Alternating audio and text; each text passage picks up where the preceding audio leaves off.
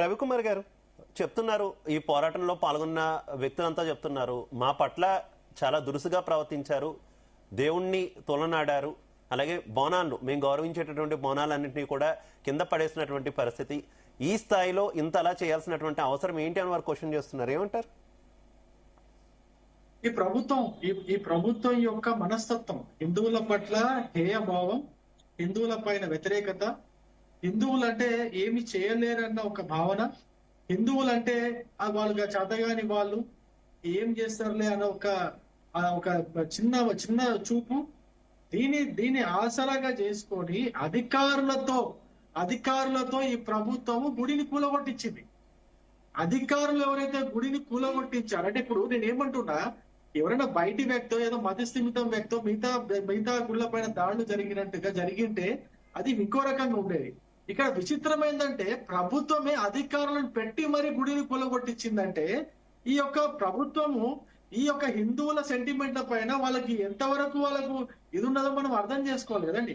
నేను ఒకటే కోరుతున్నా, ఇప్పుడు దాదాపు వారం 10 రోజుల నుంచి హిందూ సంఘాలన్నీ కూడా ఒకటే కోరుతున్నాయి, మా యొక్క సెంటిమెంట్ దెబ్బతిన్నది, మా గుడి కూలగొట్టబడింది, అది కూడా ప్రభుత్వం కూలగొట్టింది, మాకు న్యాయం జరగాల, మా గుడి మాకు కావాలా, ఎవరైతే అధికారులు వాళ్ళ వెనుక ఉన్నటువంటి రాజకీయ నాయకుల ప్రోద్బలంతో ఈ గుడిని కూలగొట్టారో వారిని అరెస్టు చేయండి, వాళ్ళకు శిక్ష వేసేటట్టు చూడండి.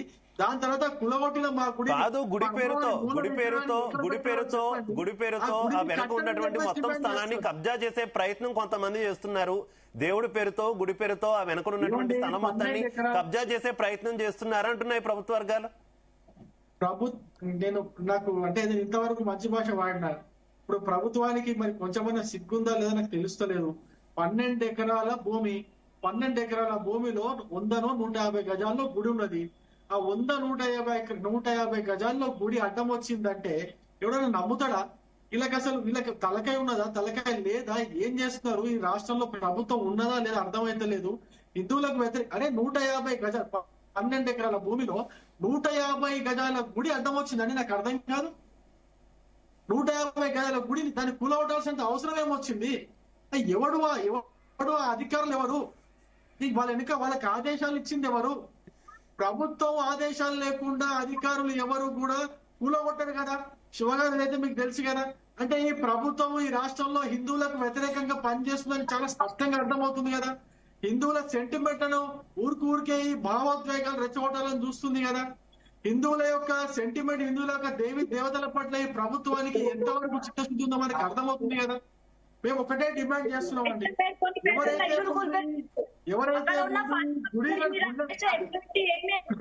ఒక్క నిమిషం నేహా గారు ప్లీజ్, ఒక్క నిమిషం నేహా గారు, మీకు అవకాశం ఇచ్చినప్పుడు చెప్తారు కానీ ప్లీజ్ మధ్యలో ఇంటరప్ట్ అవ్వద్దు. ఎవరైతే గుడిని కూలగొట్టిరో ఆ అధికారులందరినీ కూడా అరెస్టు చేసి చట్టబద్ధంగా వాళ్ళ పైన కేసులు బుక్ చేయాలా.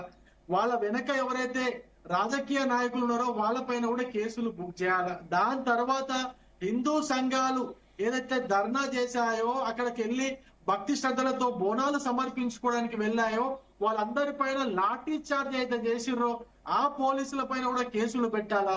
ఎవరైతే మా కార్యకర్తల పైన, హిందూ సంఘాల కార్యకర్తల పైన చేయి చేసుకున్నారో, అసభ్య పదజాలంతో మా కార్యకర్తలు తిట్టినారో ఆ పోలీసులు, వాడు ఎవరైనా కావచ్చండి, వాడు ఏసీపీ కావచ్చు, డీసీపీ కావచ్చు, ఇంకోటి ఎవరైనా కావచ్చు, వాడి పైన కూడా కేసు పెట్టాలా, వాడి పైన కూడా యాక్షన్ తీసుకోవాలా.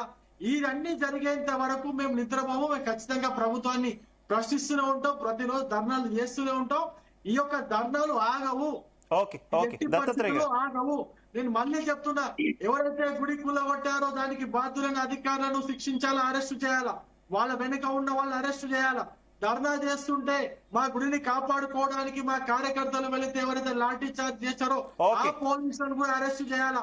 మా పట్ల అయితే మా కార్యకర్తల పట్ల ఎవరైతే అసభ్య పదజాలంతో మాట్లాడారో వాళ్ళని కూడా అరెస్టు చేయాలా. వాళ్ళను కూడా క్షమాపణలు చెప్పించాలా. ముందు ఎవరైతే మా కార్యకర్తల పైన చేంజ్ చేస్తున్నారో అరెస్ట్ చేయాలా. ఇది మా డిమాండ్. ఇది కానీ జరగకపోతే ఈ ఉద్యమం రాష్ట్ర వ్యాప్త ఉద్యమం 100%. ప్రభుత్వం ఈ కబ్జాదారులు ఎవరైతే ఉన్నారో కబ్జాదారులకు అండగా ఉన్నట్టుగా చాలా స్పష్టంగా మనకు. ఓకే రవికుమార్ గారు, మళ్ళీ మీకు అవకాశం ఇస్తాను. దత్తాత్రేయ గారు కంటిన్యూ. ఈ ప్రభుత్వం చేస్తున్నటువంటి ప్రయత్నాలు